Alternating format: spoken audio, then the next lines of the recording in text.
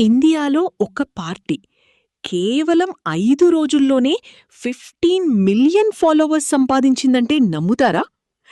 Recently ఇండియాలో cockroach Janata party అనే movement ఇంటర్నెట్లో వైరల్ అయింది.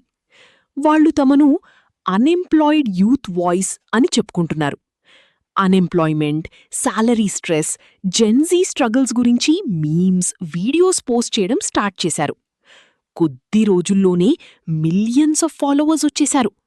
ఇప్పుడది ఇండియాలో బిగ్గెస్ట్ వైరల్ ఆన్లైన్ మూవ్మెంట్స్లో ఒకటిగా మారింది. సోషల్ మీడియా మొత్తం ఈ పార్టీ గురించే మాట్లాడుతోంది.